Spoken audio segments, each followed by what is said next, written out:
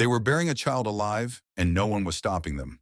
The tunnel reeked of mildew and rust. Fluorescent lights buzzed overhead, flickering against cracked concrete walls.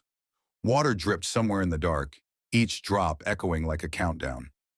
I stood at the back of the crowd, my work jacket still smelling like grilled meat and kimchi. My hands were shoved deep in my pockets, fingers stiff from scrubbing pans for 10 hours straight. I didn't want to be here, but Pack Law didn't care what I wanted. Alpha Yuncio stood at the edge of the pit, his suit pressed and perfect despite the grime surrounding us. His voice cut through the tunnel, sharp and cold. Weakness is a liability we cannot afford in this city. The crowd murmured agreement. Businessmen, restaurant owners, people who smiled at customers during the day and did this at night. I kept my eyes on the pit. The child sat in the shallow depression carved into the concrete floor. Jinha, 3 weeks old, small, fragile.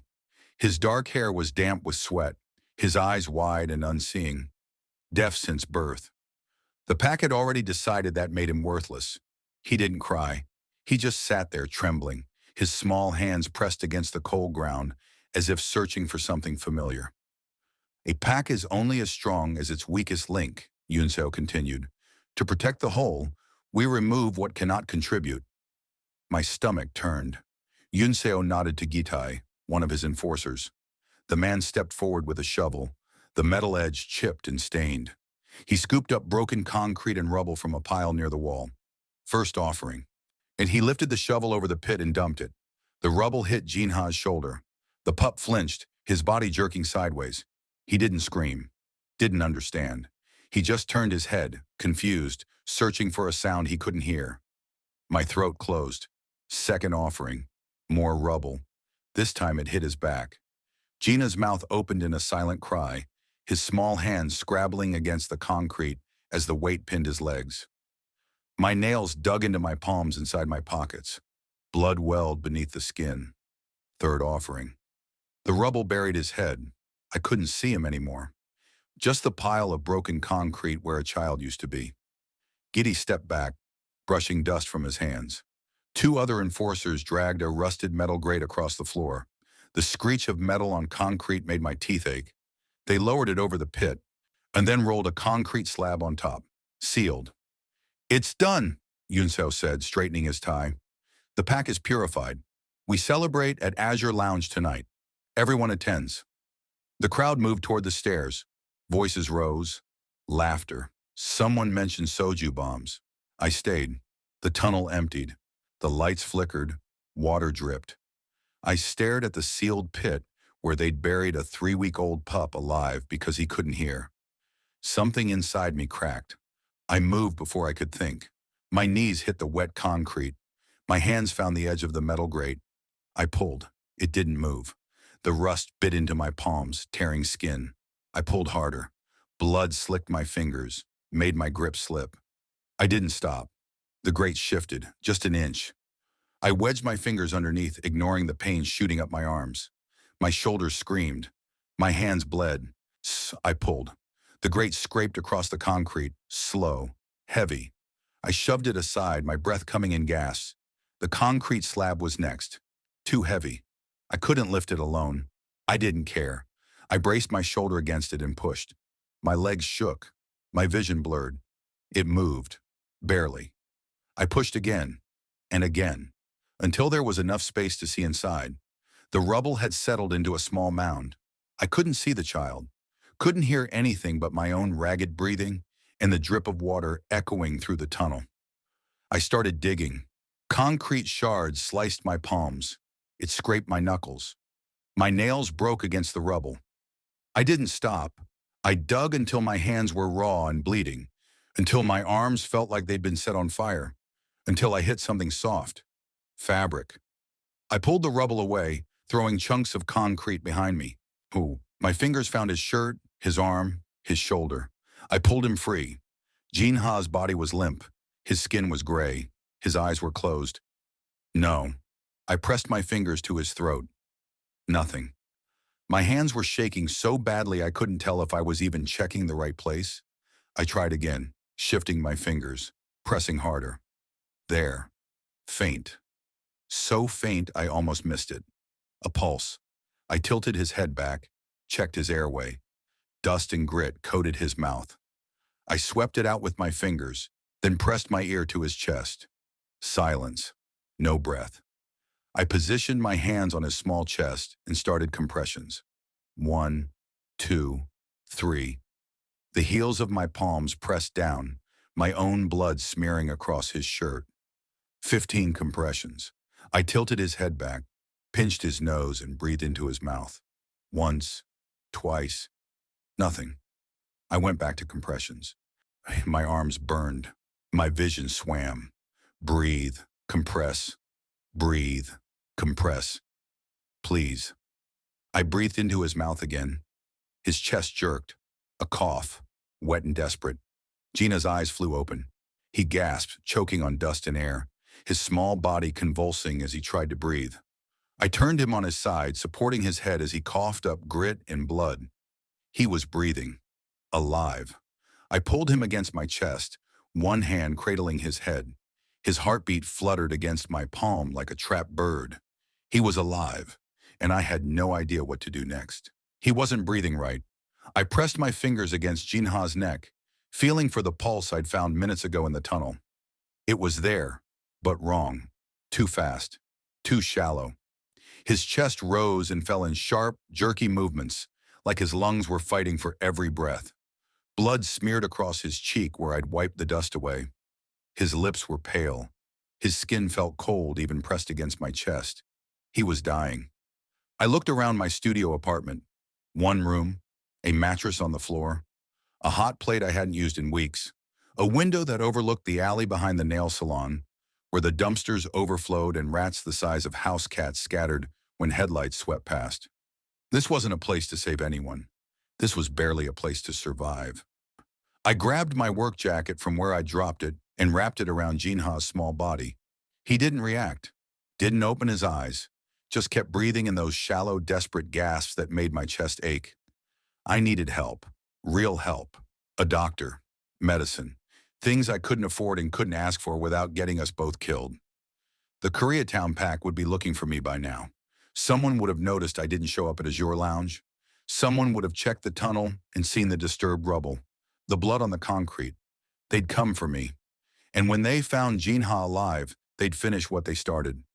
I sat on the edge of my mattress, cradling the child against my chest. My hands were still bleeding, leaving rust-colored stains on his shirt. I should have been thinking clearly, should have been planning. Instead, all I could think about was a conversation I'd overheard 3 months ago. 2 enforcers. Late night, back corner of the restaurant where I worked. They'd been drinking, voices low but not low enough. "Che twins don't negotiate," one had said. "You cross into their territory without permission. You don't come back. Heard they killed a beta last week for skimming profit off a shipment. Didn't just kill him, they made an example." I'd kept wiping down tables, kept my head down. But I'd listened. The Che twins, Rae-hyun and Ito, identical, deadly.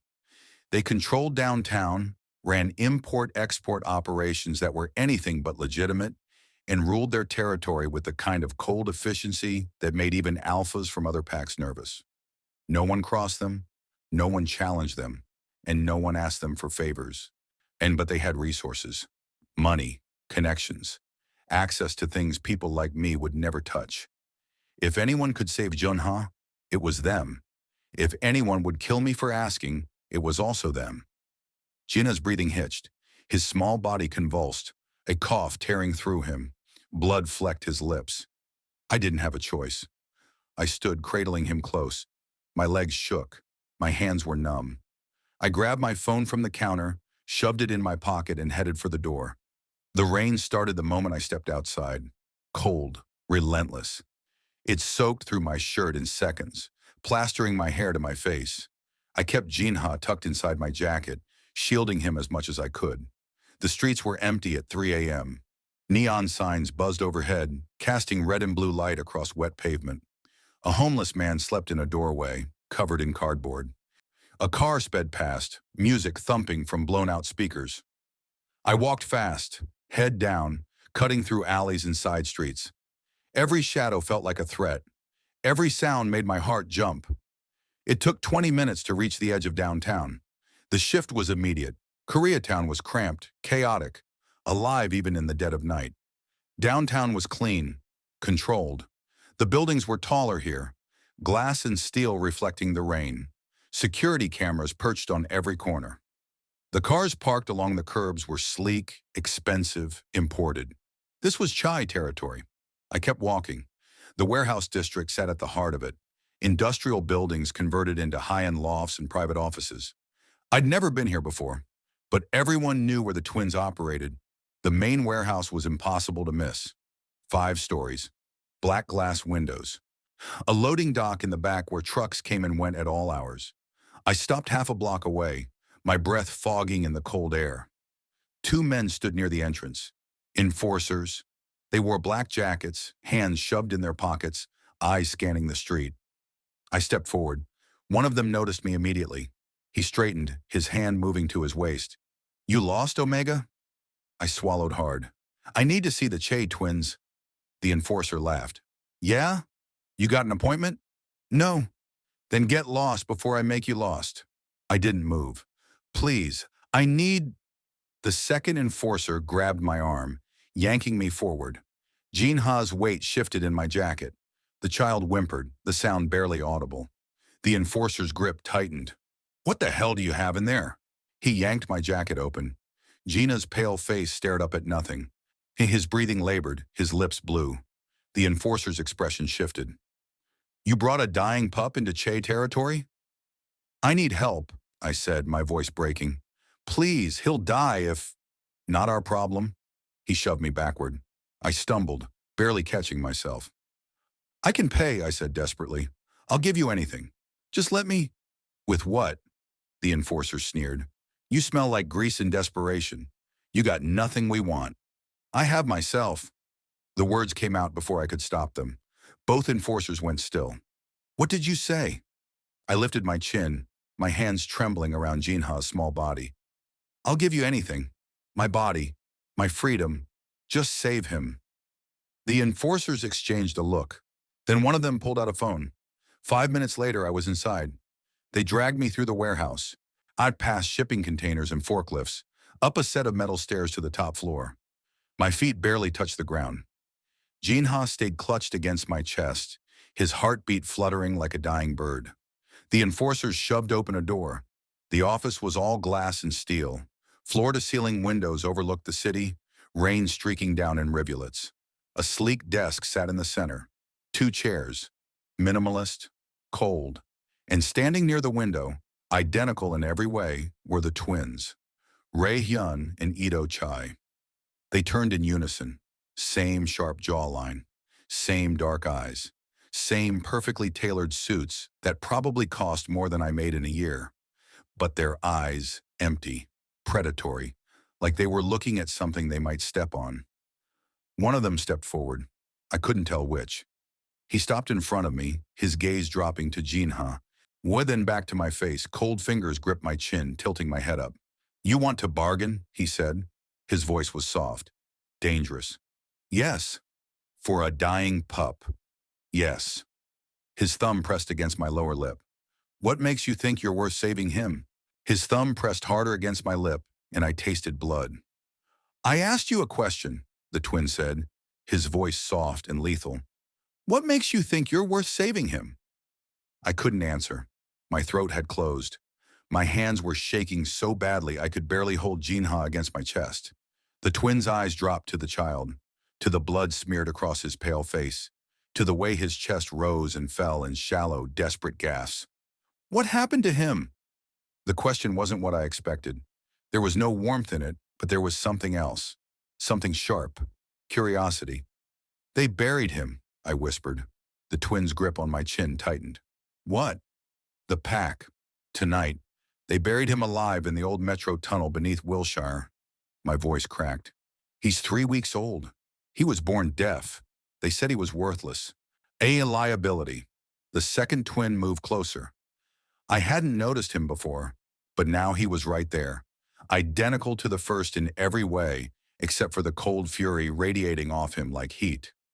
"They buried a 3-week-old child," the second twin said slowly. Because he couldn't hear. I nodded. The first twin released my chin. He stepped back, his jaw tight. His eyes met his brother's. Something passed between them. Silent, immediate. We'd heard rumors, the first twin said, his voice flat, about Koreatown pack traditions, culling the weak. We thought it was exaggeration, propaganda. The second twin's hands curled into fists. They buried him alive for being deaf? Yes. I swallowed hard. They made everyone watch. They covered him with rubble and sealed the pit with a metal grate and concrete slab. And then they went to celebrate. The room went silent. The twins stared at me. Not with pity, not with sympathy, with something darker. And you dug him out, the first twin said. Yes. With what? I held up my hands.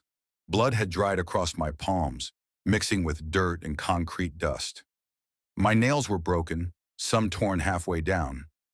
Deep cuts crisscrossed my knuckles. The second twin stepped forward. He took my wrist, turning my hand over to examine the damage. His grip was firm but not cruel. You dug through concrete with your bare hands, he said. It wasn't a question. I didn't have anything else, I whispered. He released my wrist.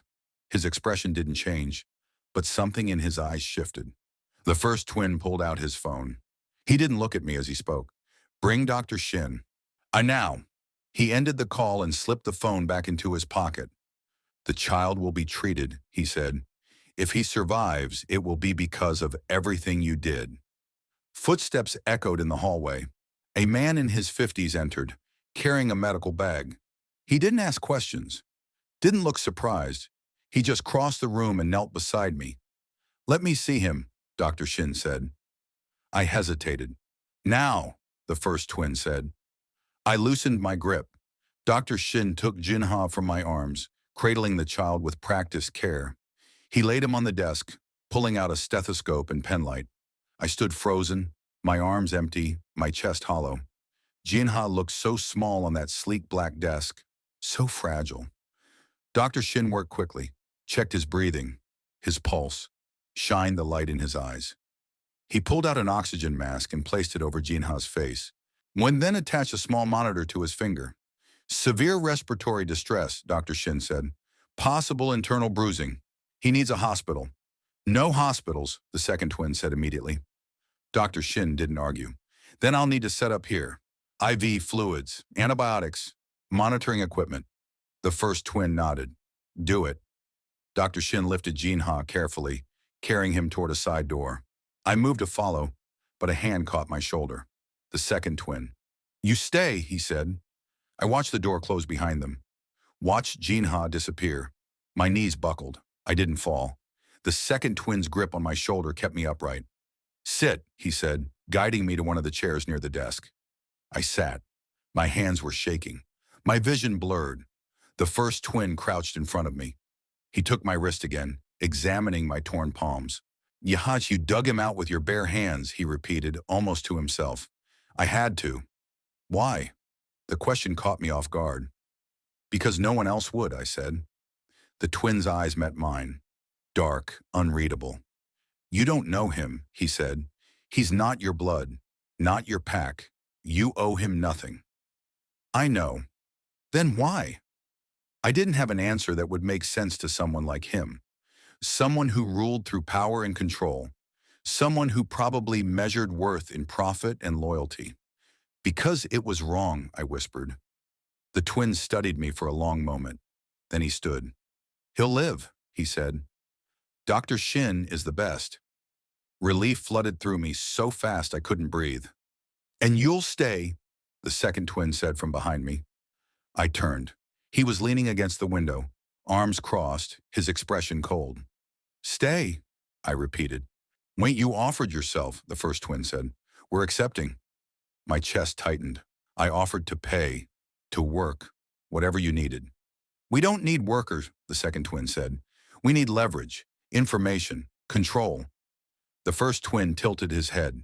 You're Koreatown pack. Low-ranking, invisible. No one will notice if you disappear. And when they do notice, the second twin continued, when they realize you stole their culled pup and brought him here, they'll come looking. Let them, the first twin said. His voice was soft, dangerous. We'll be ready. I stared at them. You want me as bait. We want you as ours, the first twin corrected. Not as payment, not as a transaction. The second twin pushed off the window. He circled me slowly, his gaze raking over my torn hands, my blood-stained clothes, my exhausted face. Oh, you dug a child out of a grave with your bare hand, he said. You crossed into enemy territory knowing we could kill you. You offered yourself to save someone you don't even know. He stopped in front of me. That's not weakness, he said. That's something else. Bravery. That's something we admire, the second twin finished. The room tilted. I tried to stand, tried to argue, but exhaustion hit me like a wave. My vision blurred. My legs gave out. The last thing I felt was hands catching me before I hit the floor. I woke to the sound of steady breathing that wasn't mine. My eyes opened slowly, fighting against the weight pressing down on them. The ceiling above me was white, clean, too clean. Not the water-stained plaster of my studio, not the cracked concrete of the tunnel. Where was I? I tried to sit up. Pain shot through my hands immediately, sharp and electric.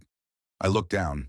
White bandages wrapped around both palms, the fabric already spotted with blood seeping through. The breathing sound came again, steady, mechanical. I turned my head. Jinha. He was in a bed beside mine, smaller with rails on the sides. Monitors beeped softly next to him.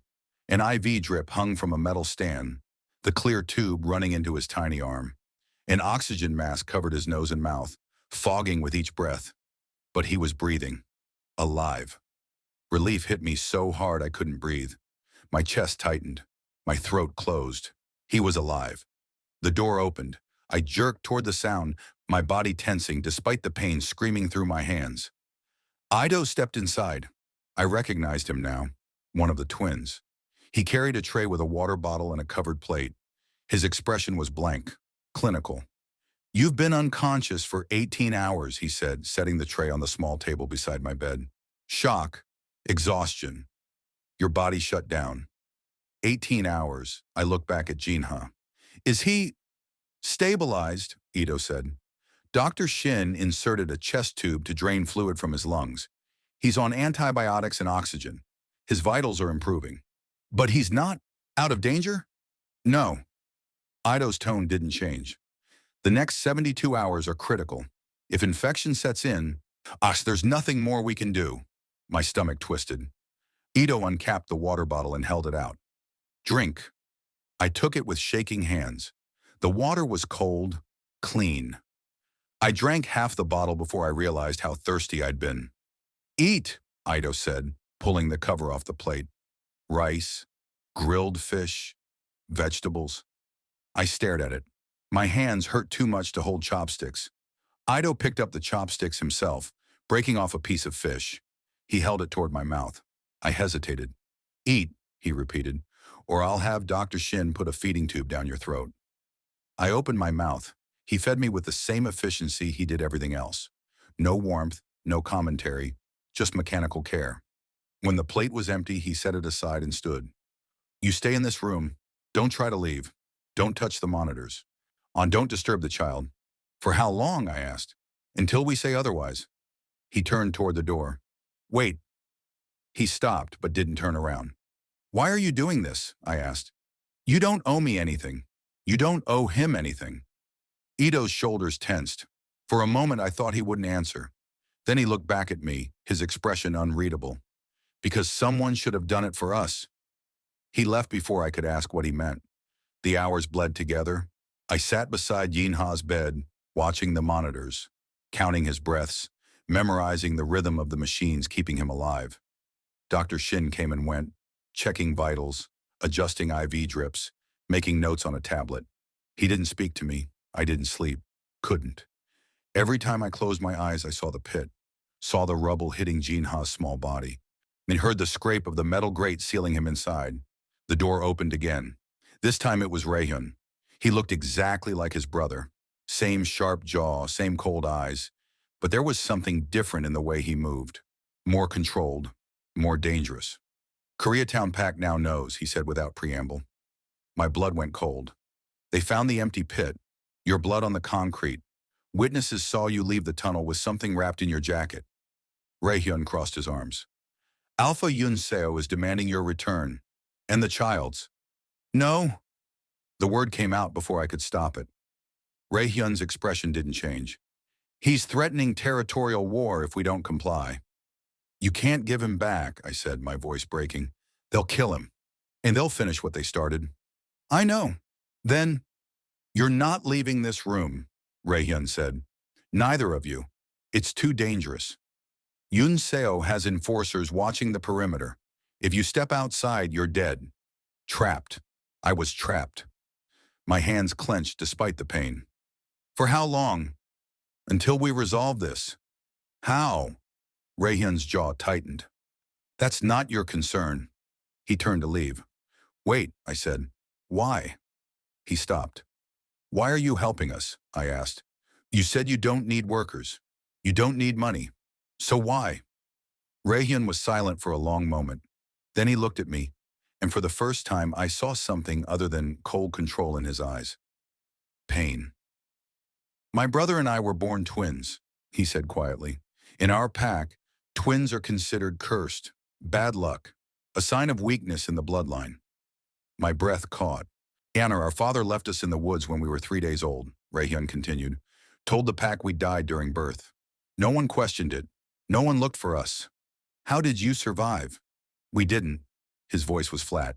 Not the way we were supposed to. We became something else. He left before I could respond. I sat there staring at the door. The twins had been culled too, left to die for something they couldn't control. And somehow they'd survived. Gina stirred beside me. His small hand moved, fingers curling against the blanket. I reached over, wrapping my bandaged hand around his. I won't let them take you, I whispered. I promise. Even though I had no idea how to keep that promise. Hours later, the lights in the hallway outside flickered. Voices rose, footsteps echoed. The door burst open. Ito stepped inside, his expression dark. They're here, he said. My heart stopped. Who? Koreatown enforcers. They're surrounding the building. Rae-hyun appeared behind him, moving past Ito to the window. He pulled something from his jacket pocket. A gun. He moved to the window, his movements calm, controlled. He looked down at the crowd below, then back at me. Who buried the child? He asked. My throat closed. Tell me, Rae-hyun said. Which one put the rubble on him? I stood on shaking legs and moved to the window.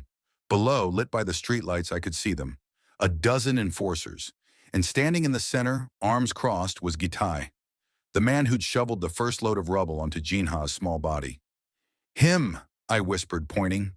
The one in the black jacket. Rae-hyun raised the gun. Don't look, Ito said quietly behind me. But I couldn't look away. Rae-hyun fired. The sound cracked through the night. Once, twice, 3 times, 4. Giddy's scream tore through the air as he collapsed, his arms and legs twisted at unnatural angles. Rae-hyun lowered the gun slightly, then fired again, and again, destroying his tendons, making sure he'd never walk again, never use his hands again. Giddy writhed on the pavement, his screams echoing off the buildings. Ito stepped beside his brother. He leaned out the broken window, his voice carrying cold and clear through the night. He's disabled now, Ito called down. Will you bury him alive too? Silence. Then Alpha Yunseo stepped forward, his face twisted with rage.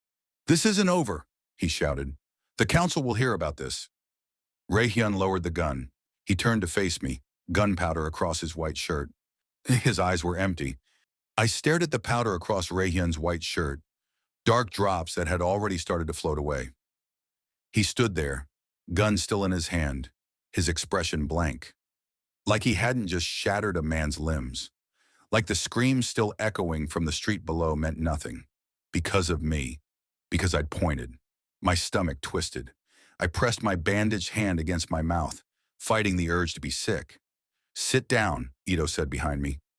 I didn't move. Sit, he repeated, his tone sharper. My legs gave out. I sank into the chair beside Jinha's bed, my hands shaking. Rae-hyun set the gun on his desk and pulled off his jacket, tossing it aside. He unbuttoned his shirt cuffs, rolling the sleeves up his forearms with calm, practiced movements. Like this was routine. Maybe it was. The council will convene in 48 hours, Rayhyun said, his voice flat. Alpha Yunseo is filing a formal complaint. Kidnapping. Harboring stolen pack property. Territorial violation. I looked up. Stolen property? You, Ito said. And the child. You both belong to Koreatown Pack. Legally, we have no claim. My chest tightened. Gina was buried alive. They threw him away. That doesn't matter, Rayhyun said. Pack law is clear. Members and their bloodline belong to the pack of origin unless formally released or exiled. Then get me released, I said desperately. I'll renounce them. They won't release you, Ido cut in. You're leveraged now. Yunseo knows if he gets you back, he gets access to us. Our business, our territory, everything we've built. I stared at him. I'm not worth that much. You are now, Rayhyun said. He crossed his arms, leaning against the desk. The moment you walked into our territory, you became an asset. The moment we protected you, we made you valuable. Valuable, not safe, not free. Valuable. What about the council, I asked. Can't you explain what happened? Tell them about the culling? Rayhyun's jaw tightened. The council governs territorial disputes and business conflicts. They don't interfere with internal pack traditions. Even if the tradition is murder? Even then, the room felt smaller, colder. Our position is precarious, Ido said quietly. He moved to stand beside his brother, the two of them identical in posture, in expression. We're powerful, wealthy, but we're not universally accepted. Why? I asked. The twins exchanged a look. Because we're cursed, Rayhyun said simply. Twins are bad luck, a genetic flaw.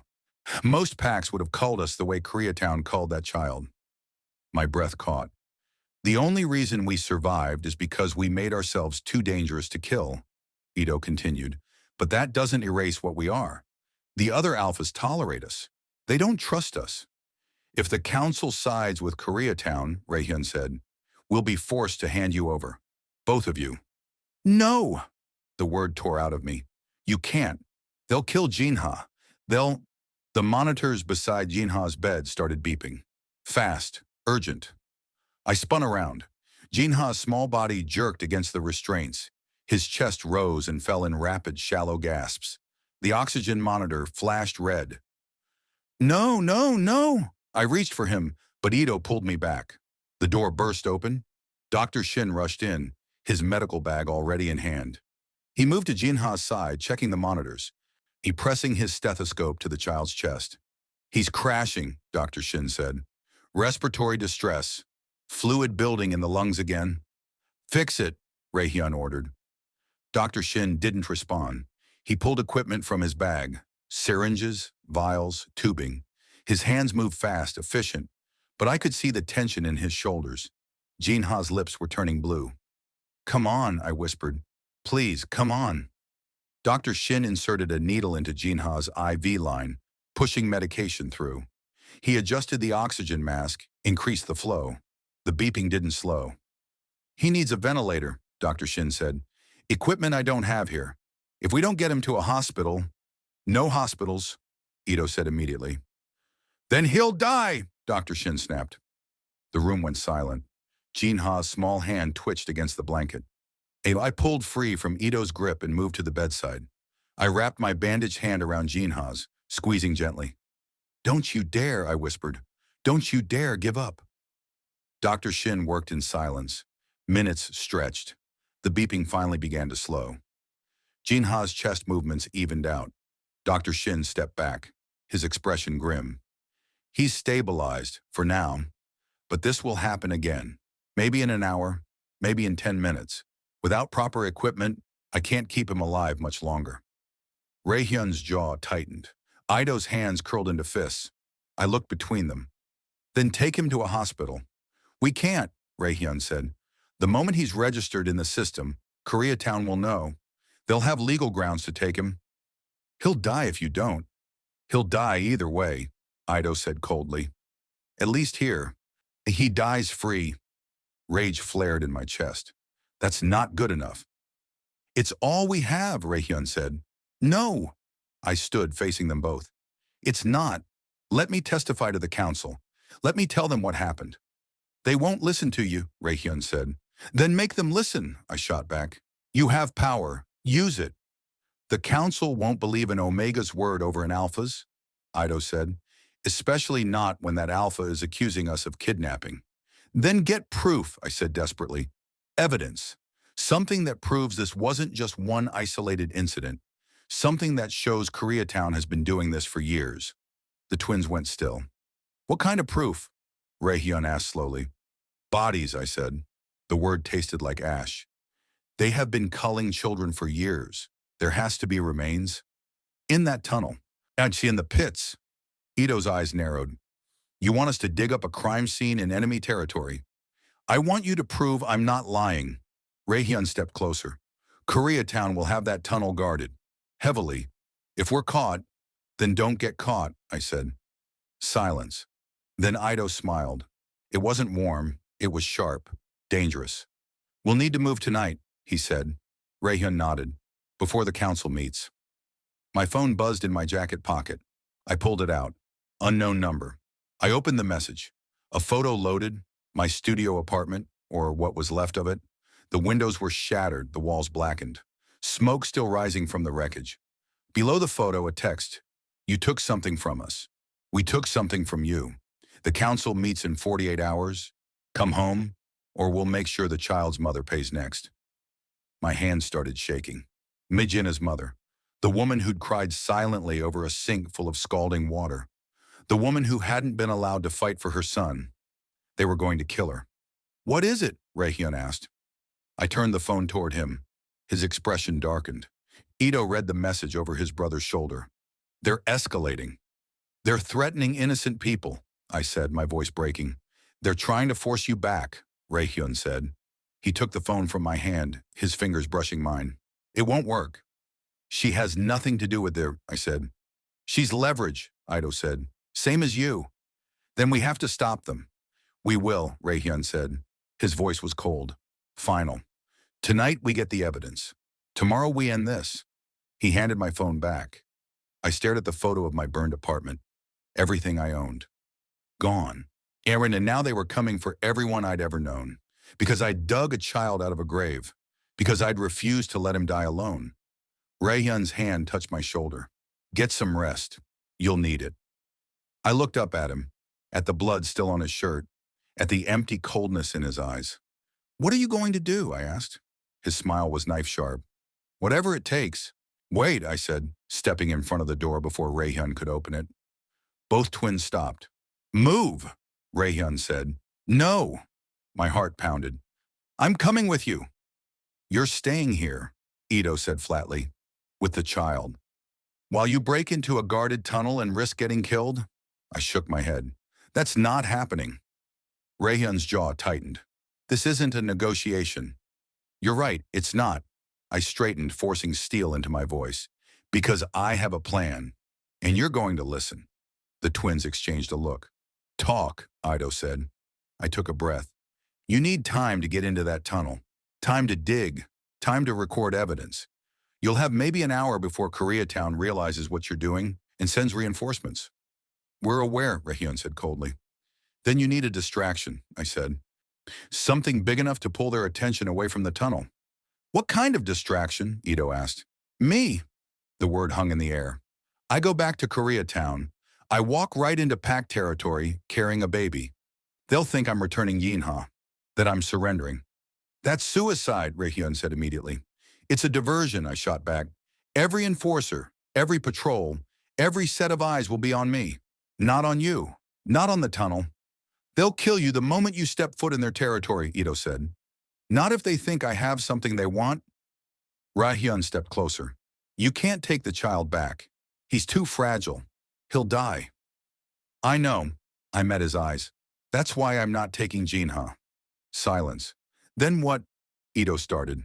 A doll, I said. Wrapped in clothes. Jinha's clothes. Close enough to fool them from a distance. By the time they realize it's fake, you'll have what you need. The twins stared at me. You want to walk into enemy territory, Rae-hyun said slowly, carrying a fake baby, knowing they'll kill you when they discover the truth. I want to buy you time, I said. Enough time to prove what they've done. Enough time to save Jinha. And yourself? Ito asked. I swallowed hard. You'd come for me, once you're done, once you have the evidence. If you're still alive, Rae-hyun said, then don't take too long. Dr. Shin cleared his throat from across the room. There's another issue. The child needs a hospital. Now. I can stabilize him here, but he won't survive another 48 hours without proper equipment. My chest tightened. Then take him. Where? Dr. Shin asked. Anywhere, I said desperately. A hospital. Register him under a fake name. Do whatever you have to do. Just save him. Dr. Shin looked at the twins. If I move him now, while everyone's distracted, I can get him admitted before Koreatown realizes he's gone. Rae-hyun's hands curled into fists. This is insane. It's the only option we have, I said. Ito turned to his brother. He's right. He's going to get himself killed. Maybe, Ito said. But if it works, we'll have everything we need to bury Koreatown at the council meeting. Rae-hyun's jaw worked. He stared at me, his expression unreadable. You don't have to do this, he said quietly. Yes, I do. Jinha deserves to live, I said. His mother deserves to know her son is safe. Someone has to stand up and say this is wrong. Rae-hyun stepped closer, close enough that I could see the tension in his shoulders, the tightness around his eyes. If we do this, he said, you follow our lead. You don't improvise. You don't take unnecessary risks. Agreed. And the moment things go wrong, you run. I nodded. Ito moved to Dr. Shin. How long do you need to get the child to a hospital? 30 minutes if traffic is clear. Make it 20, Ito said. He pulled out his phone, typing rapidly. I'm sending coordinates. The hospital is neutral territory. No PAC affiliation. They won't ask questions if you pay up front. Dr. Shin nodded. He moved to Jinha's bed, carefully disconnecting monitors and gathering supplies. I watched him wrap Jinha in blankets, securing the IV lines. The child's face was pale, his breathing shallow. Keep him safe, I whispered. Dr. Shin met my eyes. I will. Rae-hyun turned to one of his enforcers standing guard outside. Bring me a doll. Realistic. Infant-sized. Now. The enforcer didn't question it. He disappeared down the hall. 10 minutes later, he returned with a baby doll. Silicone. Weighted. Disturbingly lifelike. Rae-hyun took it, then crossed to Jinha's bed. He pulled the blanket off the child and wrapped it around the doll instead, adding Jinha's shirt, his small jacket. The scent would be there. Faint. Enough to fool them. He handed the bundle to me. Don't let them touch it, he said. Keep it wrapped. Keep them at a distance. I nodded, cradling the fake baby against my chest. It felt wrong. Empty, but it looked real enough. Dr. Shin lifted Jinha carefully, the child's small body barely filling his arms. I'll take the service elevator. Back exit. I'll be gone before anyone notices. Go, Ito said. Dr. Shin left. The door closed behind him. Wake, and suddenly it was just me and the twins. Rae-hyun stepped forward. His hand lifted, hesitated, then cupped my face. His thumb brushed across my cheekbone. If you die, he said quietly, I'll burn Koreatown to the ground. Don't, I whispered. Just come get me. Ito moved to my other side. His fingers traced my jaw, tilting my head slightly. We'll come, he said. The moment we're done. Their foreheads pressed against mine, one on each side. I could feel their breath, warm and steady. When this is over, Rae-hyun murmured, we'd like to know you, really know you. As our mate, Ito added softly. My heart stopped. Their lips hovered close, so close I could feel the heat of them. But they didn't kiss me, not yet. Survive, Rae-hyun said, and we'll have time for everything else. They pulled back. I stood there, holding a fake baby, and my heart racing. Let's go, Ito said. We moved. Dr. Shin disappeared through the back with Jinha. The twins and their men headed for the tunnel. I walked alone through the front entrance, out into the rain-soaked streets of Koreatown. The doll was heavier than I expected. Or maybe that was just fear. I kept my head down, my steps steady. The neon signs blurred overhead. The streets were empty at this hour, the businesses closed, the windows dark. I walked for 15 minutes before I saw them.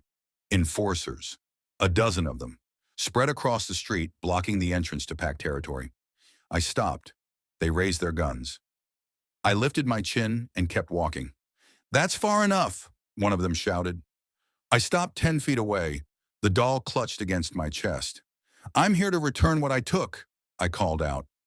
Movement in the crowd. Nigiri limped forward, his arms and legs wrapped in crude splints.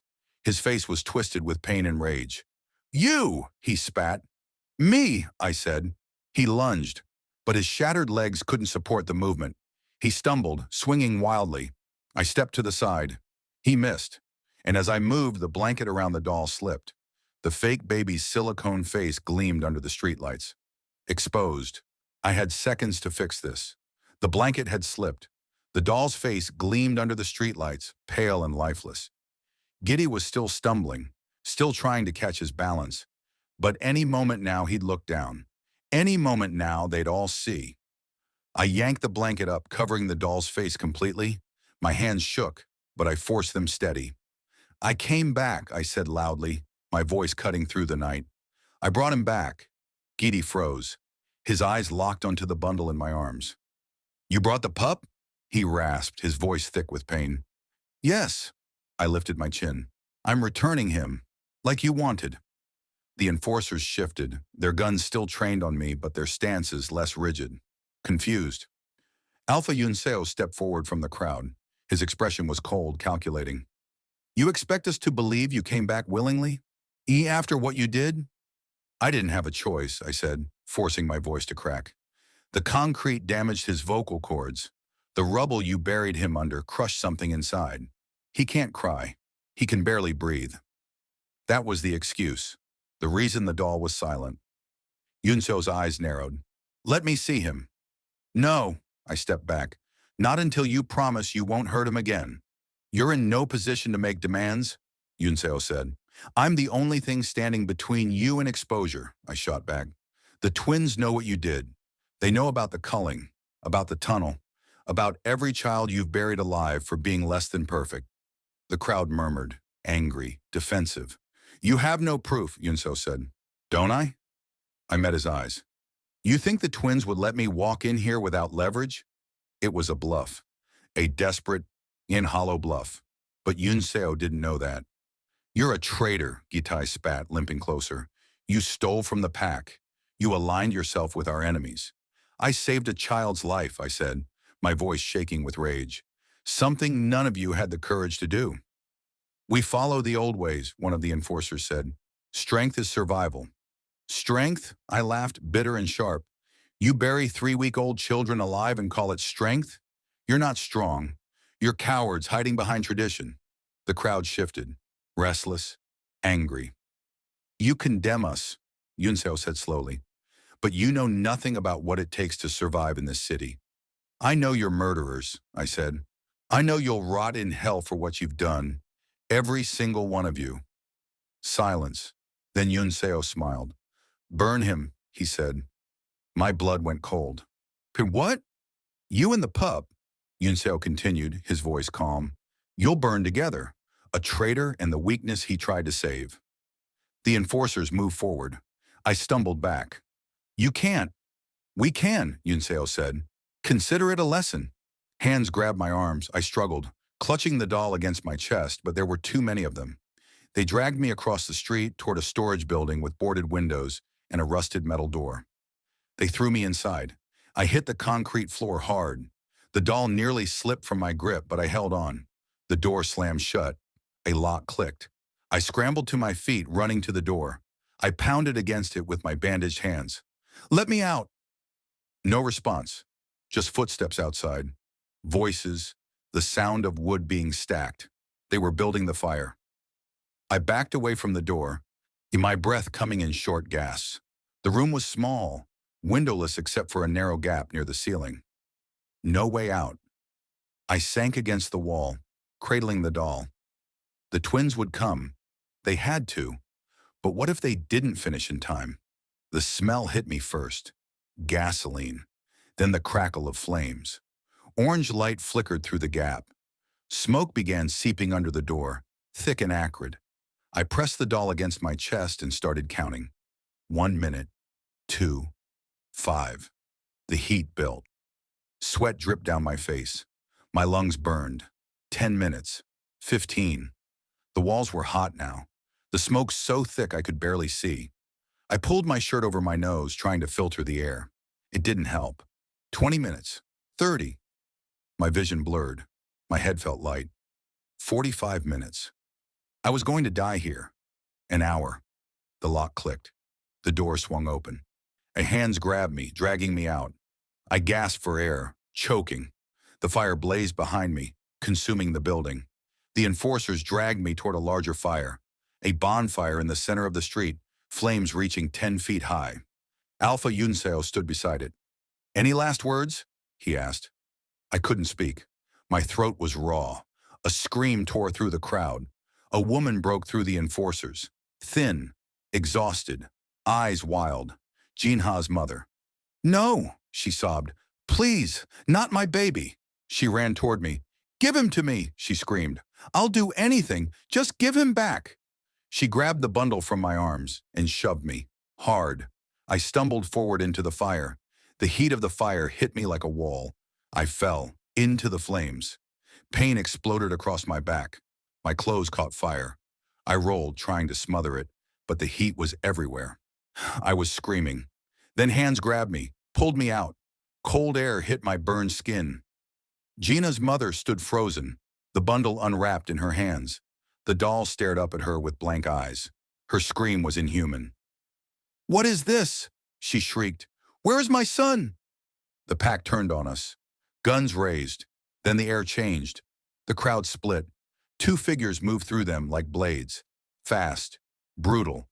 Enforcers fell. Blood sprayed. The twins. Rayhyun reached Jinha's mother first. His hand closed around her throat, lifting her off the ground. Ito dropped beside me, his hands checking my burns, his eyes murderous. "Don't kill her." My voice came out broken, barely more than a whisper. But Rayhyun heard. His hand was still wrapped around Jinha's mother's throat, her feet dangling above the ground. Her eyes bulged. Her fingers clawed uselessly at his wrist. "She pushed you into the fire," Rayhyun said, his voice deadly calm. "She didn't know," I gasped. "She thought she was saving him." Rayhyun's jaw worked. His grip didn't loosen. "Plead," and I whispered. His eyes met mine. Cold, empty. Then something shifted. He released her. She collapsed onto the pavement, choking and sobbing. Ito's arms tightened around me. "We're leaving." The world tilted, blurred. Pain radiated from my back in waves so intense I couldn't breathe. Then everything went black. I woke up to white. White ceiling, white walls, white sheets pulled up to my chest. Hospital. When the smell hit me next. Antiseptic. Sterile. Underneath it, something chemical and sharp. Burn ointment. I tried to sit up. Pain shot through my back like lightning. I gasped, falling back against the pillows. "Don't move." A nurse appeared beside my bed, middle-aged, efficient. She adjusted my IV without looking at my face. "Where?" My throat was raw. The words scraped coming out. "You're safe," she said. "You've been here for a week. 2nd and 3rd degree burns across your back, arms, and neck. You're lucky to be alive."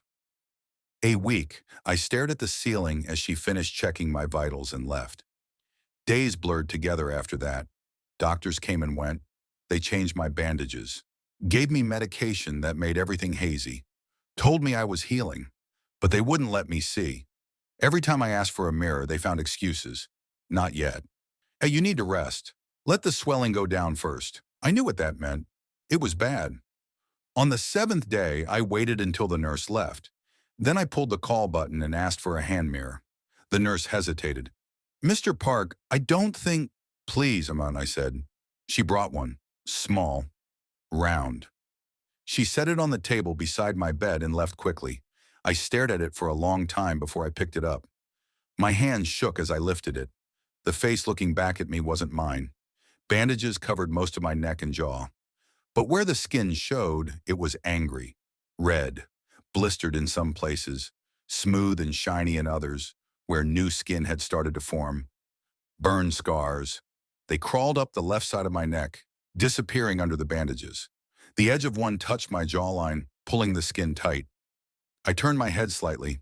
The scars spread further than I'd thought, down my shoulder, across my collarbone. I looked like I'd been torn apart and put back together wrong. The mirror slipped from my fingers. It clattered against the table. I pressed my hands over my face and sobbed. Ugly. I was ugly now. Ruined. The scars would never fully heal. The doctors had said as much, even if they'd tried to phrase it gently. I'd sacrificed everything. My home, my safety, my body. And for what? I was an Omega. Broken, scarred, worthless. Who would ever want me now? The door opened. I didn't look up. Didn't wipe my face. Footsteps crossed the room. 2 sets. The twins. Sion. Rayhyun's voice. Soft. Careful. I kept my hands over my face. The mattress dipped as someone sat beside me.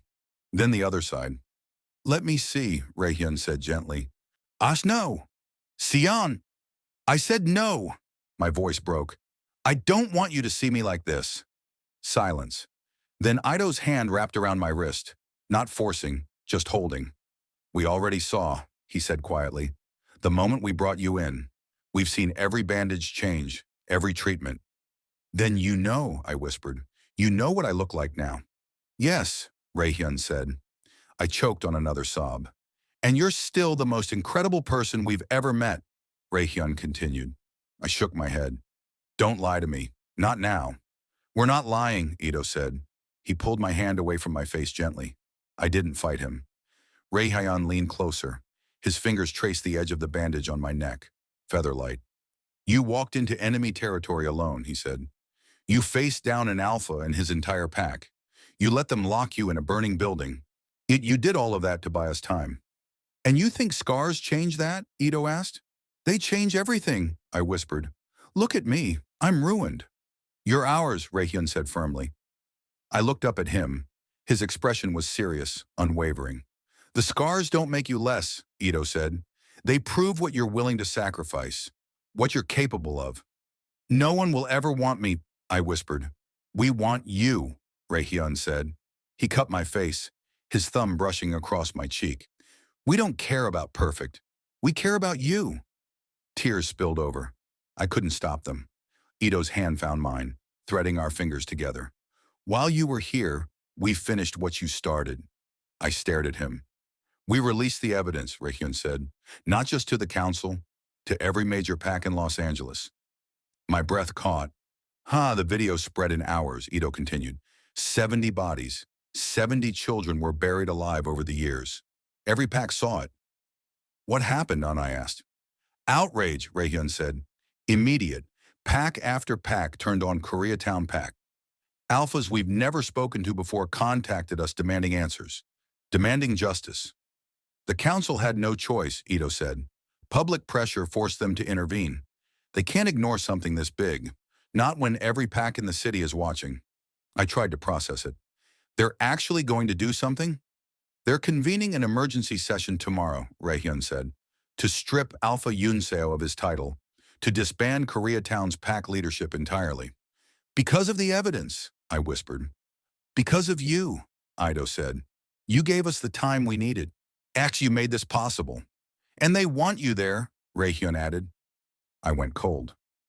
What? The council wants you to testify, Rayhyun said, to tell them what happened, what you saw. I can't, I said immediately.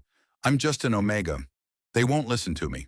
They'll listen, Ito said, because every pack in this city is demanding answers. Because you're the one who survived, the one who stood up when no one else would. I can't face them, I said, my voice breaking. Not like this. Not looking like... Rayhyun's hand tightened on my face. You're going to walk into that council chamber with your head up. You're going to show them exactly what their tradition cost, what you paid to save one child's life. The scars aren't weakness, Ito said. They're proof. I looked between them, at the certainty in their eyes, the absolute conviction. What if I can't do it, I whispered. You can, Rayhyun said, because you've already done harder things. And we'll be right there with you, Ito added. My chest tightened. They're really going to strip him of his title? If you testify, Raehyun said. Yes. The council chamber was colder than I expected. I stood at the center of the room, surrounded by alphas from every major pack in Los Angeles. Their eyes burned into me, judging, measuring, waiting. My burn scars were visible. The bandages had come off 2 days ago, leaving angry red marks crawling up my neck and across my jaw. I didn't hide them. The twins had told me not to. Show them what it cost, Raehyun had said. So I did. State your name, the head counselor said, an older alpha with silver hair and a voice like gravel. Sion Park, I said. My voice shook, but I forced it steady. Formerly of Koreatown Pack. You've accused Alpha Yunseo of systematic culling of children deemed unfit for pack life, the counselor continued. Do you stand by that accusation? Yes. Murmurs rippled through the chamber. How'd I tell us what you witnessed, the counselor said. I took a breath. 3 weeks ago, I watched Koreatown Pack bury a 3-week-old child alive. His name was Jinha. He was deaf. They said he was a liability, weakness that would drag the pack down. The room went silent. They threw rubble on him until he disappeared, I continued. Then they sealed the pit with a metal grate and concrete slab. After that, they went to celebrate. And you intervened, the counselor said. I dug him out with my bare hands. I held them up, showing the scars that still crossed my palms. I brought him back to life, and when the pack demanded his return, I refused. Why? Another counselor asked. Because burying children alive is murder, I said, no matter what tradition calls it. Alpha Yun Seo stood from his seat. This Omega is a traitor. Hooray!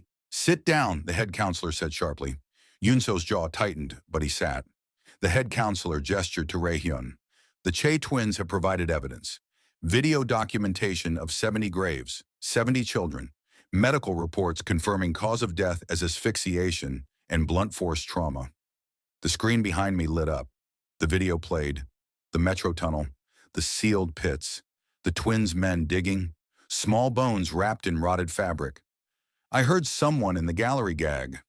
This practice ends today, the head counselor said. He looked at Yunseo. Alpha Yunseo, you are hereby stripped of your title and authority. You are sentenced to life imprisonment with hard labor. Koreatown Pack leadership is disbanded. Any pack found continuing this tradition will face immediate dissolution. The gavel fell. Justice. I stood there trembling. As the chamber erupted in conversation, the twins appeared at my sides, their hands finding mine. It's done, Ito said quietly. Raehyun squeezed my hand. You did it. I wanted to feel relief, vindication, but all I felt was exhausted.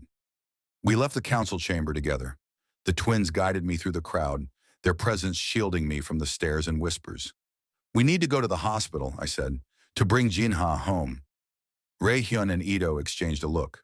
Sion, Raehyun started. I want to see him, I said. Please, I need to know he's okay. They didn't argue. We drove in silence. The hospital loomed ahead, white and sterile against the gray sky.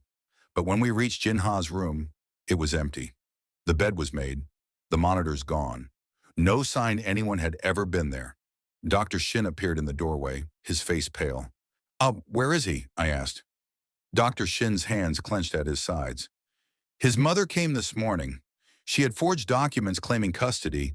By the time security realized, where is he? I repeated, my voice rising. We tracked her to an abandoned building in Koreatown, Ito said quietly. He was staring at his phone, his expression dark. My men just found them. Then let's go, I said, moving toward the door. Raehyun caught my arm. Sion, let go, I said.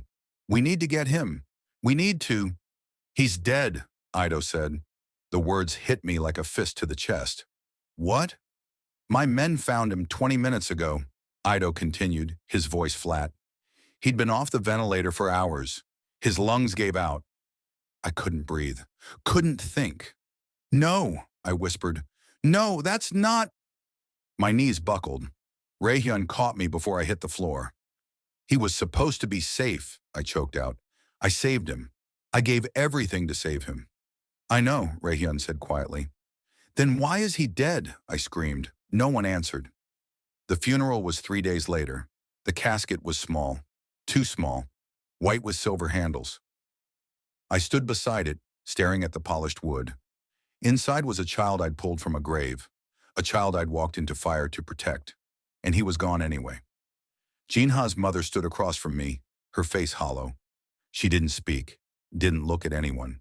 She just stared at the casket, tears streaming silently down her face. I wanted to hate her, wanted to scream at her for taking him, for killing him, but I couldn't, because I understood. She just wanted her baby back. The service was short, a few words from a priest neither of us knew, a prayer I didn't hear. When it was over, they lowered the casket into the ground. I watched the dirt fall, listened to it hit the wood. This time no one was going to dig him back out. I'm sorry, I whispered. I'm so sorry I couldn't save you. The twins stood on either side of me, their presence solid and warm. Raehyun's hand found mine. Ito's arm wrapped around my shoulders. We stood there until the grave was filled, until there was nothing left but a mound of fresh earth and a small marker with his name. Jinha. 3 weeks old. Gone. Weeks passed. The burn scars faded from angry red to pale pink. The pain lessened. I could move without wincing, sleep without nightmares, but the guilt stayed. I stood in the twins' home, staring out the window at the city below. Los Angeles stretched out in every direction, neon and concrete and endless noise. Somewhere out there, pacts were changing. Laws were being rewritten. Children who would have been cold were being allowed to live. Because of what we'd done. Because of what Jinha's death had cost. Arms wrapped around me from behind. Raehyun. His chin rested on my shoulder. You're thinking about him, he said quietly. Always, I admitted. Ito appeared on my other side, his hand finding mine. His death wasn't meaningless, Ito said. It feels meaningless, I whispered. It's not, Raehyun said firmly. Because of him, the law changed. Because of him, other children will live. But he didn't, I said. No, Raehyun agreed. He didn't. And that's not fair. It's not right. But it's the truth. I closed my eyes, leaning back against him. We're going to build something better, Ito said. In his memory. The three of us. Together, Raehyun added. I turned, looking at them both. At the men who'd risked everything to help me. Who'd stood beside me when I had nothing left to give. Together, I repeated. Raehyun's hand cupped my face. His thumb traced the edge of my scar. You're ours, he said softly, if you'll have us. Both of us, Ito added. I looked between them, at the certainty in their eyes. Yes, I whispered. Raehyun leaned in first. His lips brushed mine, soft and careful. Then Ito's hand turned my face toward him, and he kissed me too. It wasn't perfect. It wasn't a happy ending. But it was real. And sometimes, that was enough. We stood there, the three of us tangled together, as the city hummed below and the sun set over Los Angeles. Jinha was gone, but his sacrifice wouldn't be forgotten. And neither would the love we chose to build from the ashes. The end. Would you have dug through that frozen concrete? Would you have walked into fire for a child who wasn't yours? Sion lost everything, his home, his safety, his body, to save one life. And even though Jinha didn't survive, the world changed because someone refused to stay silent. If you believe that courage isn't about winning, it's about showing up anyway. If you believe that love is the choice to dig when everyone else walks away, then hit that like button. Drop a comment telling me, would you be a digger or a survivor? And subscribe. Because stories like this, stories about the people who choose sacrifice over silence, need to be told. Gina's story didn't end the way we wanted, but it ended with meaning. What will you dig for?